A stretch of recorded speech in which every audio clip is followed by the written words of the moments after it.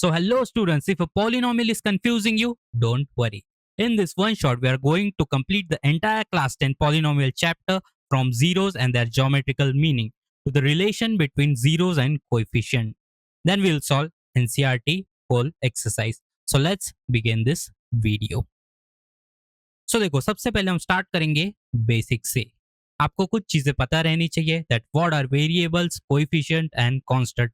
उसके बाद हम देखेंगे व्हाट आर पॉलिनोमियल्स और उसके बाद हम देखेंगे that what are the degrees of polynomial, zeros, types, their geometrical meaning, relation between zeros and coefficient और उसके बाद हम सॉल्व करेंगे एनसीईआरटी एक्सरसाइज. सो ये बहुत इजी चैप्टर है, स्कोरिंग चैप्टर है. मैं आपको एकदम सिंपलेस्ट वे में सिखाऊंगा. एक बार आपने ये पूरी वीडियो देख ली, ऐसा कोई भी क्वेश्चन नहीं है जो आपसे हो नहीं पाएगा, इसकी गारंटी मैं लेता हूं. तो चलो सीधा वीडियो की तरफ बढ़ते हैं. तो देखते हैं what are variables. So what is variable? A variable is a letter or symbol whose value can change or can be unknown. Variable क्या होते हैं? देखो, वेरिएबल एक ऐसा लेटर होता है और सिंबॉलिक फॉर्म ऐसा सिंबॉलिक फॉर्म होता है जिसकी वैल्यूज चेंज हो सकती है और इट कैन बी अननोन. मैं आपको एक रियल टाइम एग्जांपल से बताता हूँ. मान लो आप शॉपकीपर के पास गए, आपको एक पेन खरीदना है जिस पेन की कॉस्ट 10 रुपीज है. आप शॉपकीपर को बोलते हो भाई मुझे एक पेन दे दे, तो आपको पेन दे देगा, आप उसे 10 रुपए दे दोगे. लेकिन अगर आपको 5 पेन खरीदने, अगर आपको 5 पेन खरीदने और एक पेन की प्राइस है 10 रुपए, तो आप इंटू कर दोगे, आपको शॉपकीपर को देने पड़ेंगे 50 रुपीज. तो आप इसे ऐसे भी तो लिख सकते हो 10x. 10 रुपए का पेन है और आपको नंबर ऑफ पेन कितने चाहिए? एक हो सकता है, तो x की वैल्यू क्या होगी? एक हो सकती है, दो हो सकती है, तीन हो सकती है, 10 हो सकती है, 20 हो सकती है, 100 हो सकती है. तो देखो कुछ एग्जाम्पल्स भी लिए हमने. 5x+3 where x is a variable. 2y-7 where y is a variable. A variable कोई भी लेटर हो सकता है. ए भी वेरिएबल है, बी भी वेरिएबल है, सी भी वेरिएबल है. आप किसी से भी रिप्रेजेंट कर सकते हो वेरिएबल को. ओके, चलो अभी देखते हैं व्हाट इज कोएफिशिएंट. कोएफिशिएंट क्या होते हैं? The numerical method multiplied by a variable in term is called a coefficient. Example समझते हैं. देखो 5x, तो इसमें कोएफिशिएंट क्या हुआ? 5 is my coefficient where x is a variable. जो दूसरा एग्जाम्पल है, देखो काफी इंपॉर्टेंट एग्जाम्पल है, -3x². So the coefficient of x² is 3, but you have to take the sign. Sign is very important. तो x² का कोएफिशिएंट क्या होगा? आप बोलोगे -3. -3 साइन इज वेरी इंपॉर्टेंट, हमेशा याद रखना. The third example, 7x³ plus 2x - 4. So the coefficient of x³ is 7, the coefficient of x is 2. Okay, ये आपको समझ गया. चलिए बढ़ते अभी that what is constant. So constant क्या होता है? A constant is a fixed number whose values does not change. Constant एक ऐसा फिक्स्ड नंबर है जिसकी वैल्यू चेंज नहीं होगी. जैसे फर्स्ट एग्जांपल में आपको दिख रहा है that 3 is a constant, second में 4, थर्ड में 6 इज अ कांस्टेंट. ये सारे बेसिक सी चीजें आपको पता रहनी चाहिए. अभी हम बढ़ते हैं मेन टॉपिक के ऊपर that what is a polynomial. So what is a polynomial? A polynomial is an expression made up of variable, constant and mathematical operations like addition, subtraction and multiplication. तो polynomial क्या होता है? आइए समझते हैं. देखो, polynomial, poly का मतलब होता है many और nominal का मतलब होता है terms. तो आपको इससे समझ में आ रहा होगा कि ढेर सारे टर्म्स मिलाकर बनता है पॉलिनोमियल. मतलब अलग अलग टर्म्स मिलाकर बनता है एक पॉलिनोमियल. This is polynomial. अब ये टर्म्स कौन से होते हैं? अलग अलग टर्म्स मतलब कौन से टर्म्स? मेनी टर्म्स मतलब कौन से टर्म्स? देखो,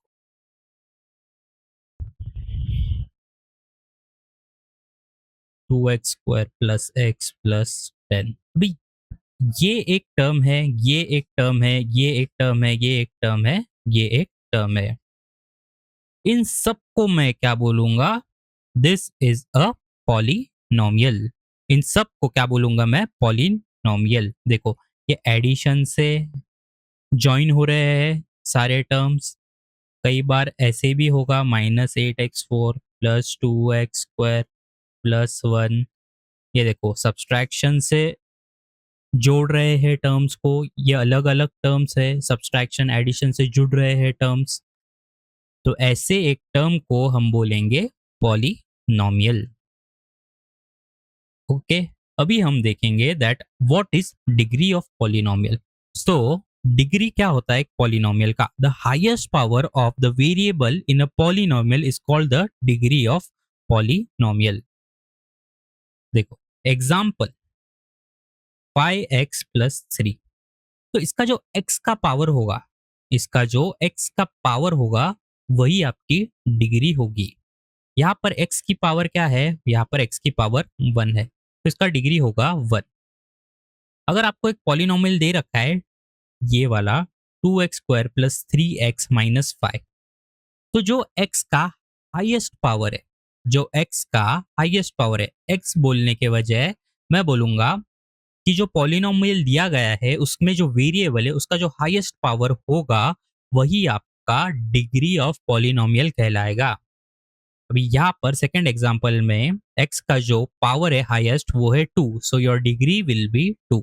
वैसे ही थर्ड एग्जांपल में the highest power of variable is 3, so your degree is 3। वैसे ही फोर्थ एग्जांपल में द हाईएस्ट वेरिएबल जो पावर है वो है 4, so your degree is 4। This is known as degree of polynomial. ये काफी इंपॉर्टेंट है, ये आगे जाके आपको समझ में आएगा।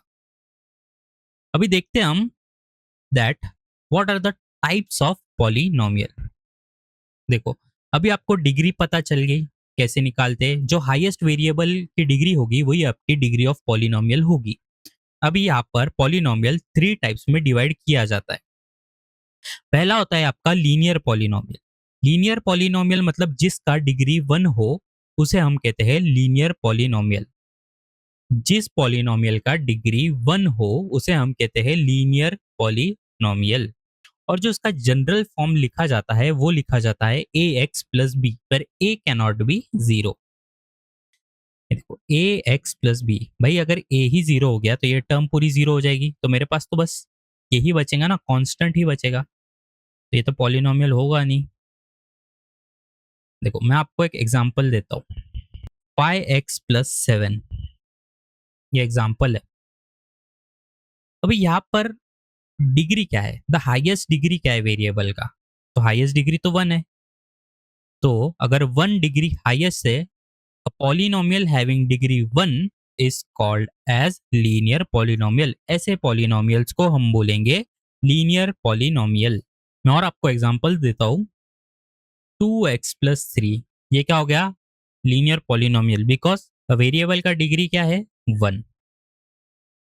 और एग्जांपल देता हूँ मैं आपको, x प्लस 10, ये भी लीनियर हो गया। 3x, ये भी लीनियर होगा। वैसे ही क्वाड्रेटिक पॉलिनोमियल क्या होता है?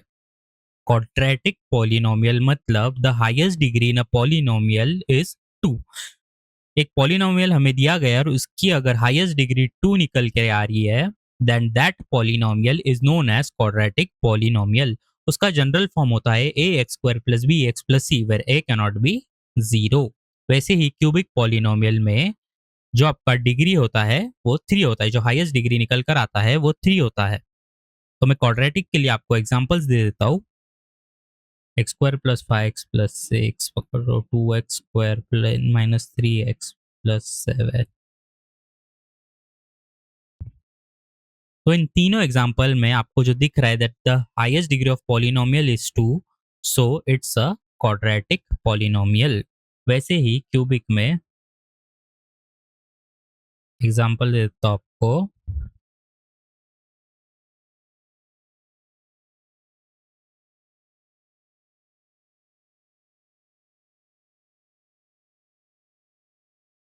ओके आपको समझ में आ गया that what are the types of polynomial. देखो 3 ही टाइप होते हैं, linear, quadratic and cubic. Linear polynomial मतलब डिग्री होगी 1, क्वाड्रेटिक मतलब डिग्री होगी 2 एंड क्यूबिक मतलब डिग्री होगी 3, हाईएस्ट डिग्री। ओके, अब देखते हैं हम what is zeros of polynomial. तो zeros of polynomial क्या होता है?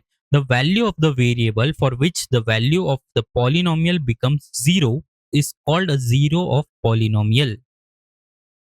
अगर मैं आपको सिंपल वर्ड्स में बोलूं कि जीरो ऑफ पॉलिनोमियल क्या होता है, तो putting value of x in a polynomial gives the answer zero. अगर मैं ऐसी एक्स की वैल्यू रख दूं एक गिवन पॉलिनोमियल में कि वो पॉलिनोमियल ही पूरा जीरो हो जाए, उस एक्स के वैल्यू को मैं बोलता हूँ जीरोस ऑफ पॉलिनोमियल। चलिए मैं आपको एग्जांपल के साथ बताता हूँ।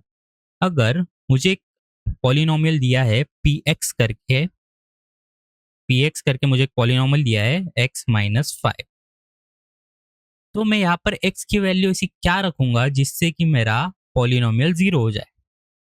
मैं x की वैल्यू 5 रख देता हूँ, तो क्या हो जाएगा 5 - 5 0। तो 5 मेरा जीरो ऑफ पॉलिनोमियल कहलाएगा। x की ऐसी कौन सी वैल्यू, x की यहाँ पर 5 वैल्यू है, तो x इक्वल्स टू 5 रखने पर मेरा पॉलिनोमियल जीरो हो गया, तो वही मेरा जीरो ऑफ पॉलिनोमियल कहलाएगा। और एक एग्जांपल मैं आपको दे देता हूं। मान लो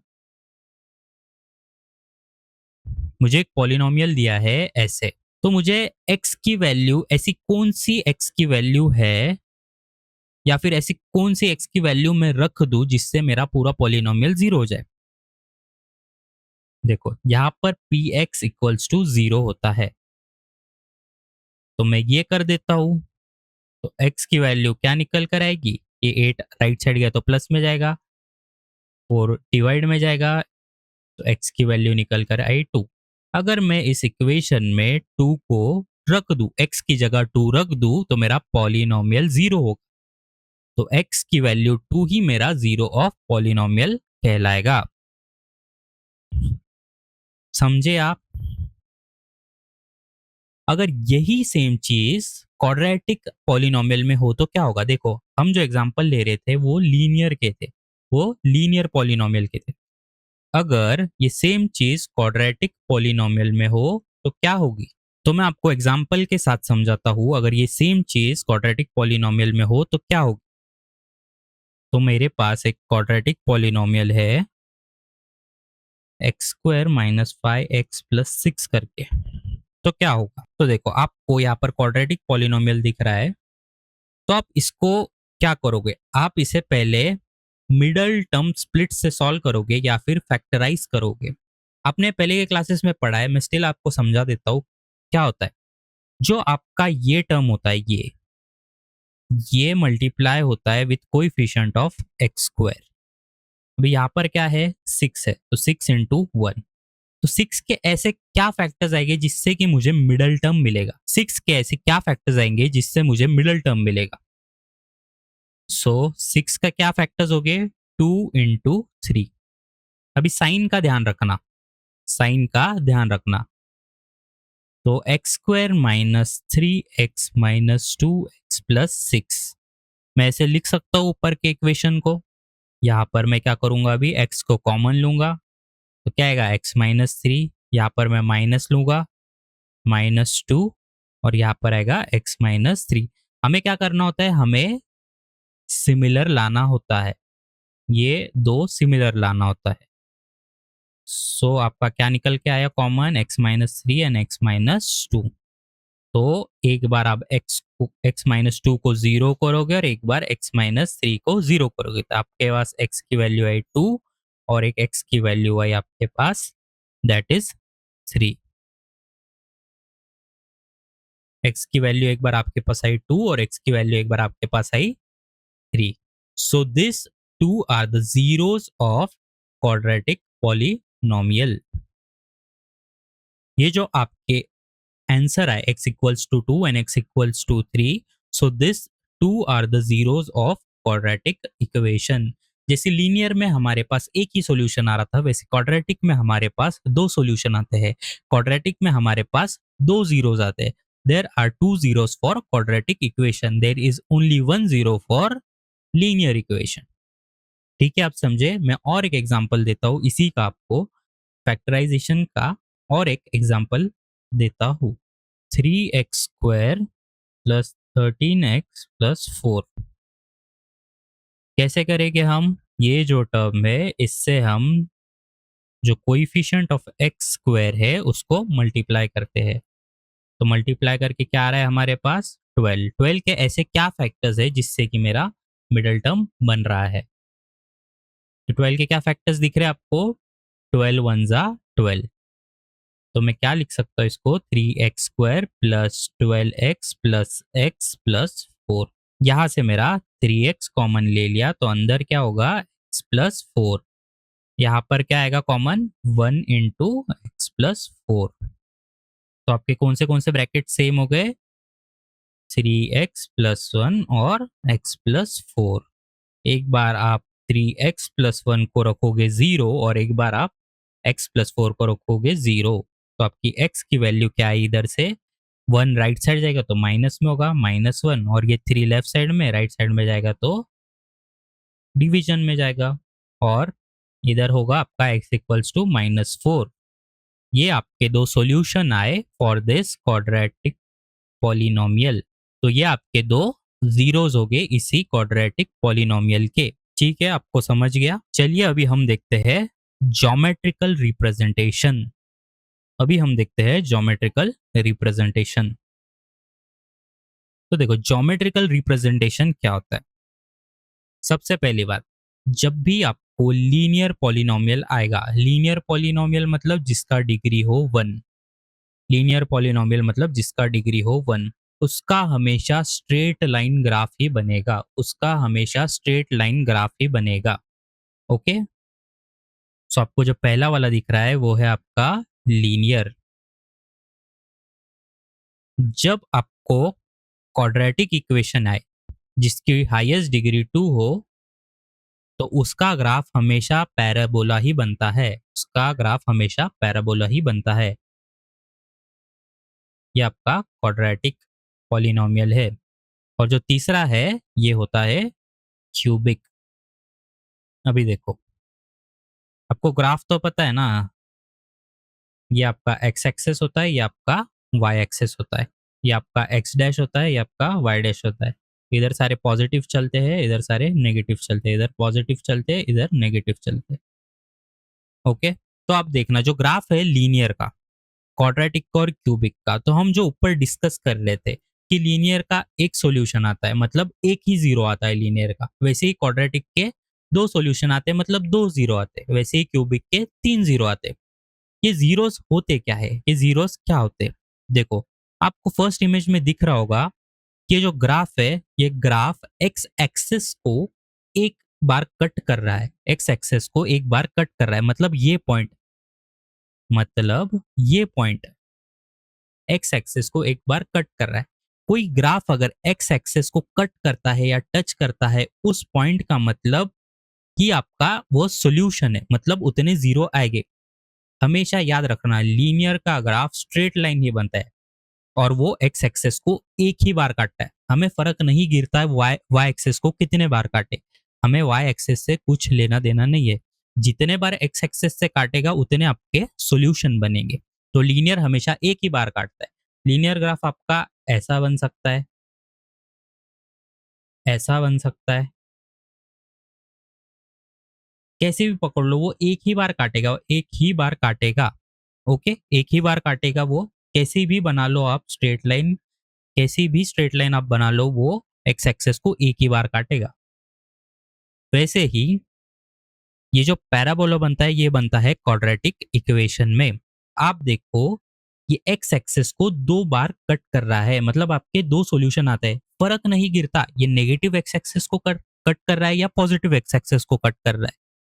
आप उसे कंसिडर करते हो सॉल्यूशन में, वो नेगेटिव हो या पॉजिटिव हो, हमें फर्क नहीं गिरता वाई एक्सेस से कट करे, लेकिन हमें एक्स एक्सेस से फर्क गिरता है। अगर वो नेगेटिव से भी करे तो आपका सॉल्यूशन होगा, पॉजिटिव से भी करेगा तो आपका सॉल्यूशन होगा। तो क्वाड्रेटिक इक्वेशन में पैराबोला बनता है ग्राफिकल रिप्रेजेंटेशन में, और वो दो बार कट करता है, दो बार कट करता है मतलब उसके दो सॉल्यूशन है, मतलब quadratic equation have two zeros of polynomial. वैसे ही क्यूबिक जो है आपका, जो आपका क्यूबिक है वो एक्स एक्सेस को तीन बार कट करता है। एक्स एक्सेस को 3 बार कट करता है। ये क्यूबिक का जो एग्जांपल लिया है वो थोड़ा एडवांस एग्जांपल लिया है, मैं आपको सिंपल सा एक क्यूबिक का और एक एग्जांपल दे देता हूँ। ये देखो, क्यूबिक का जो ग्राफ बनेगा वो ऐसा बनेगा। देखो ये एक बार कट किया, 2 बार कट किया, 3 बार कट किया। ओके, सो क्यूबिक का कुछ ऐसा ग्राफ बनता है। चलो अभी हम सीधा एक्सरसाइज की तरफ बढ़ते हैं। हम ये क्वेश्चन सॉल्व कर लेंगे ना तो आपके सारे डाउट्स क्लियर हो जाएंगे। तो देखो क्वेश्चन 1 में क्या कहा है, ये आपकी एक्सरसाइज नंबर 2.1 है। तो क्वेश्चन 1 हमसे ये कह रहा है that the graph of y is equals to px are given for some polynomial px, find the number of zeros of px in each case। हमें नंबर ऑफ जीरोस फाइंड करने हैं ग्राफ को देखकर। तो देखो पहले इसमें क्या हो रहा है, पहले इसमें क्या हो रहा है, देखो ये एक्स एक्सेस को कहीं कट नहीं कर रहा, कहीं कट नहीं कर रहा तो हमारे नंबर ऑफ जीरोस क्या आएंगे, जीरोस ही होंगे, कहीं कट कर ही नहीं रहा। वैसे ही सेकंड इसमें क्या हो रहा है, देखो सेकंड इसमें क्या हो रहा है, एक बार एक्स एक्सेस को कट कर रहा है। देखो एक बार एक्स एक्सेस को कट कर रहा है पर, तो हमारे नंबर ऑफ जीरोस क्या आएंगे, 1। थर्ड इसमें क्या हो रहा है, एक्सेस कितने बार कट कर रहा है, 1, 2 और 3, 1, 2 और 3, तो हमारे नंबर ऑफ सॉल्यूशन क्या हो गए, 3 हो। वैसे ही अभी हम देखते हैं फोर्थ। फोर्थ में देखो एक्स एक्सेस को कितने बार कट कर रहा है, 2 बार, नंबर ऑफ सॉल्यूशन 2। यहाँ पर 1, 2, 3 और 4, यहाँ पर 4 बार काट गया, सो नंबर ऑफ जीरोस 4। यहाँ पर देखो, यहाँ पर टच कर रहा है, टच कर रहा है या फिर कट कर रहा है फर्क नहीं गिरता, टच कर रहा है तो हमें कंसिडर करना ही है कि वो हमें एक सॉल्यूशन तो देगा ही। देखो 1, 2, 3, सो नंबर ऑफ जीरोस कितने हो गए यहाँ पर हो गया हमारे 3। सो ये हो गई आपकी फर्स्ट एक्सरसाइज। अभी हम देखते हैं relation between zeros and coefficient of polynomial. देखो ये काफी इंपॉर्टेंट टॉपिक है। सो हमने देखा कोएफिशिएंट्स देखे, वेरिएबल्स देखे, कांस्टेंट देखे और पॉलिनोमियल क्या होता है ये भी देख लिया। अभी हमें रिलेशन देखना है zeros and coefficient of polynomial के बीच में कि क्या रिलेशन होता है इन दोनों के बीच। तो देखो सबसे पहले जो जनरल फॉर्म होता है क्वाड्रेटिक पॉलिनोमियल का वो क्या होता है हमारा a x square plus b x plus c, ये हमारा जनरल फॉर्म होता है। यहाँ पर क्या है, A and B are coefficient, X is a variable and C is a constant. देखो अभी जो क्वाड्रेटिक पॉलिनोमियल है इसका हमने देखा कि 2 सॉल्यूशन निकलते या फिर 2 जीरोस निकल के आते, इसके 2 जीरोस निकल के आते। अब वो 2 जीरोस को मैं मानता हूँ, एक अल्फा है एक बीटा है। देखो मानने को ए और बी भी मान सकता हूँ लेकिन जो जनरल फॉर्म है वो भी तो ए और बी के इसमें तो कंफ्यूजिंग होता है, इसलिए हम इसे मानते हैं अल्फा एंड बीटा। क्या मानते हैं हम इसे, alpha and beta. These are the two zeros of quadratic polynomial alpha and beta. तो जो अल्फा एंड बीटा का सम होता है, the sum of alpha and beta हमेशा क्या होता है, हमेशा होता है माइनस बी बाई ए। हमेशा क्या होता है, माइनस बी बाई ए। और जो प्रोडक्ट होता है, और जो प्रोडक्ट होता है वो होता है c by a. So for a given quadratic polynomial equation, the two zeros are alpha and beta and the sum of them is minus b by, and the product of the quadratic polynomial is c by a। अब ये minus B by कैसे हो गया, तो मैं आपको example के इससे समझाता हूँ। देखो मेरे पास एक एग्जाम्पल है, मान लो 2x square minus 8x plus 6। अभी मैं अल्फा और बीटा के इससे सॉल्व करता हूँ। देखो आपको दिख रहा है ये क्वाड्रेटिक इक्वेशन है, हाईएस्ट डिग्री ऑफ वेरिएबल मेरी 2 है, so this is a quadratic equation. Quadratic equation है तो इसके 2 जीरोस हो गए, 2 जीरोस हो गए तो मैं क्या करूंगा, अल्फा प्लस बीटा मेरा क्या होगा, alpha plus beta will be minus b by a. और ये मेरा क्या है, a x square plus b x plus c, ये मेरी है जनरल फॉर्म। तो इधर से मेरे पास ए की वैल्यू क्या निकल के आ गई 2, बी की वैल्यू क्या निकल के आई -8। देखो ये साइन जो ले रहे हैं ना हम, ये काफी इंपॉर्टेंट है। कई बार मिस्टेक होती है बच्चों से इस साइन की वजह से। देखो जनरल फॉर्म में तो प्लस है, लेकिन जो हमारे पास क्वाड्रेटिक पॉलिनोमियल है उसमें साइन तो नेगेटिव है। So always consider the sign of coefficient. वैसे ही हमारे पास सी क्या है अभी 6। सो अल्फा बीटा मेरा है -b/, तो वैल्यूज रख दो, -8/2। तो अल्फा और बीटा, अल्फा प्लस बीटा हमारे पास क्या निकल के आया, दैट इज 4। ये हमारे पास अल्फा प्लस बीटा निकल के आया। वैसे ही मेरे पास प्रोडक्ट क्या निकल के आएगा इसका, अल्फा इंटू बीटा क्या होता है c/a। मेरा c क्या है 6/2, ये मेरा निकल के आ गया 3। सो देखो जो क्वाड्रेटिक पॉलिनोमियल दिया था उसको हमने alpha plus beta and alpha beta से सम और प्रोडक्ट निकाल लिया, तो हमारा आंसर क्या आया 4 एंड 3।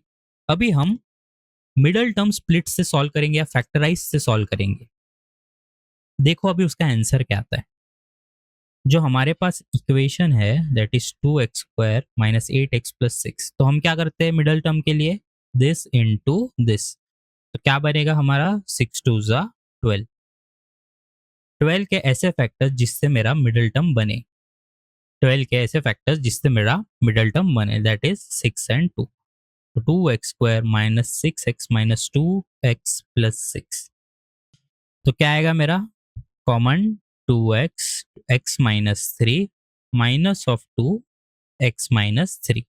तो 2x - 2 x - 3। अब 2x - 2 को एक बार 0 रख दो और x - 3 को एक बार 0 रख दो। x की वैल्यू क्या आई 2/2, दैट इज x की वैल्यू आपकी आई 1 और यहाँ पर आई x की वैल्यू आपकी 3।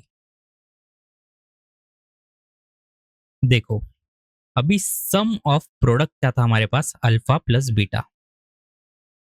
ये हमारे दो सॉल्यूशन निकल के इस क्वाड्रेटिक पॉलिनोमियल के, ये आपका अल्फा है, ये आपका बीटा है। तो आपका सम ऑफ जीरोस क्या था, सम ऑफ जीरोस क्या था, अल्फा प्लस बीटा। तो अल्फा की वैल्यू क्या है 1 + 3, आपका आंसर क्या आया 4। और यहाँ पर आपका आंसर क्या आया था 4। समझ में आ रहा है आपको। हमको ये कोइफिशिएंट रिलेशन जो है, कोइफिशिएंट एंड जीरोस, हमें कितना इजीली आंसर आ गया ऊपर का, और हमें ये फैक्टराइजेशन मेथड कितना लंबा गया। वैसे ही आप प्रोडक्ट भी चेक कर लो, अल्फा इंटू बीटा क्या आया हमारा, alpha 1 and beta 3, that is 3। वैसे ही हमने ये relation between zeros and coefficient से कितना इजीली ला लिया c/a करके। तो देखो इसका यूज ऐसे होता है। ओके तो ये आपको क्लियर हो गया। मैं आपको और एक कॉन्सेप्ट सिखाता हूँ। अभी मान लो मुझे क्वेश्चन में सम दिया है और प्रोडक्ट दिया है, मुझे सम ऑफ जीरोस दिया है और मुझे प्रोडक्ट ऑफ जीरोस दिया है। मुझे सम ऑफ, मुझे सम दिया है और प्रोडक्ट भी दिया है, प्रोडक्ट ऑफ जीरोस भी दिया है।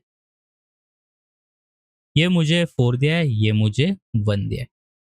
तो मेरी इक्वेशन क्या थी, general equation ax² + bx + c।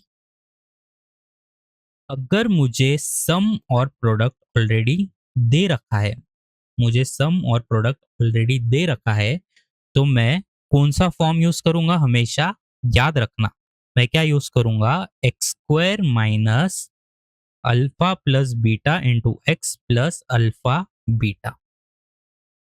ये मैं हमेशा याद रखूंगा। अगर मुझे सम और प्रोडक्ट दिया है तो मैं ये डायरेक्ट ये फॉर्म लिखूंगा और अल्फा बीटा की वैल्यू पुट कर दूंगा। जैसे कि मुझे सम 4 दिया है तो मैं इधर क्या पुट करूंगा 4x, और अल्फा बीटा मुझे प्रोडक्ट क्या दिया है दैट इज 1। तो ये बन गई मेरी इक्वेशन। ओके तो हमेशा आपको ये याद रखना है दैट सम और प्रोडक्ट दिया है तो हमें ये फॉर्म यूज करना है, x², साइन याद रखना हमेशा minus alpha beta into X plus alpha into beta. Okay अभी हम सीधा क्वेश्चंस करते हैं ताकि आपको और क्लैरिटी मिले। तो हम सॉल्व करेंगे एक्सरसाइज नंबर 2.2।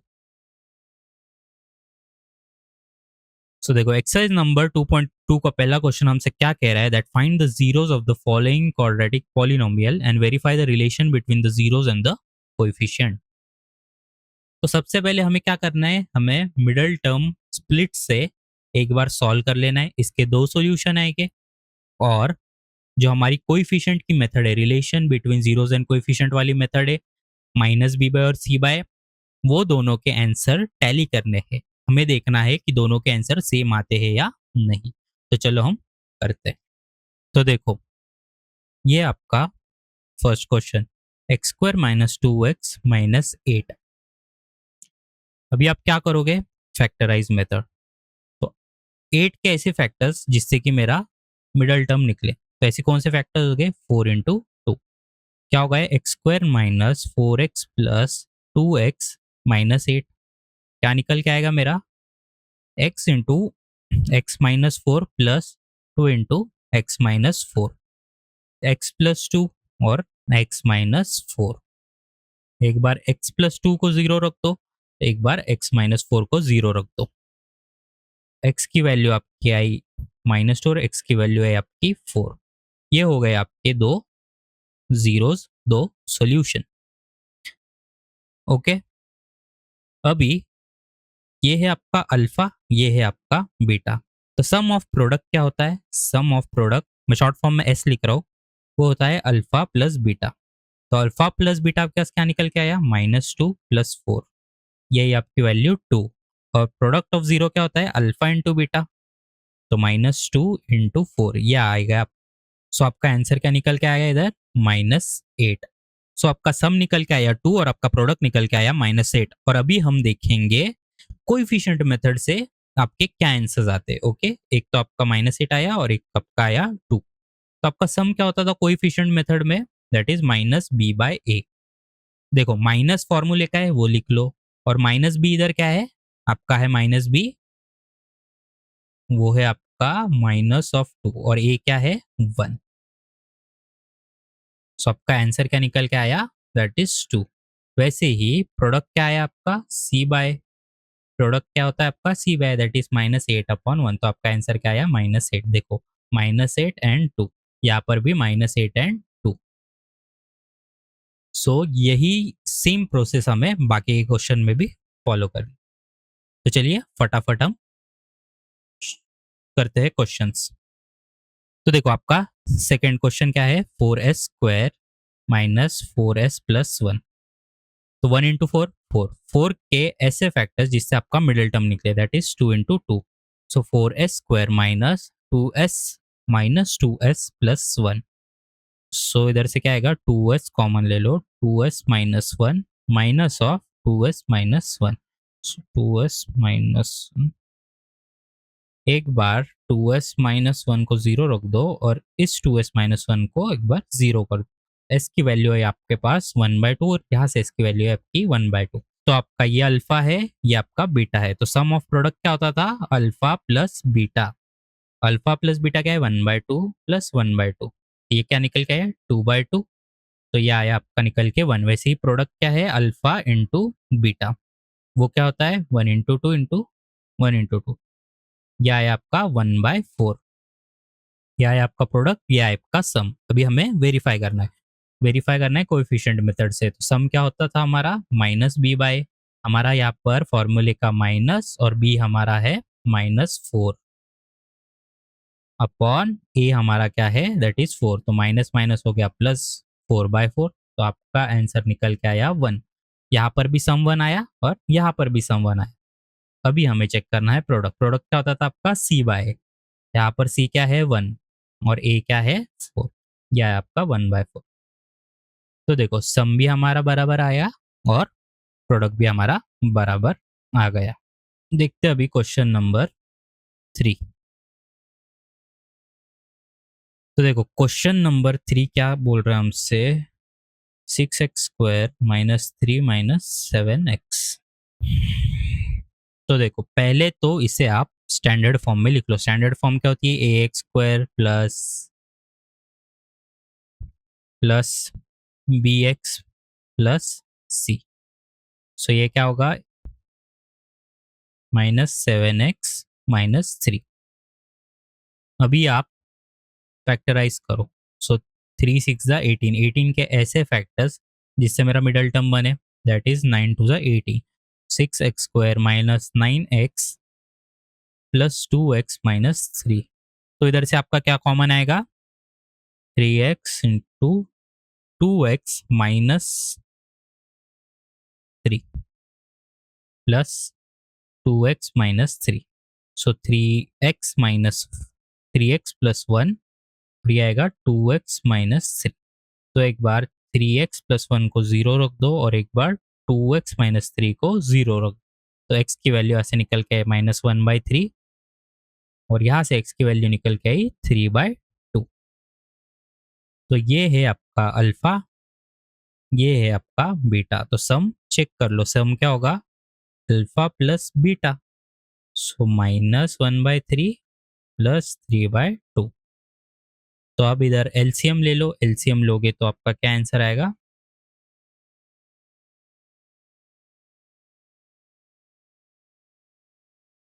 -2 प्लस 9/6। ये आया आपका आंसर 7/6।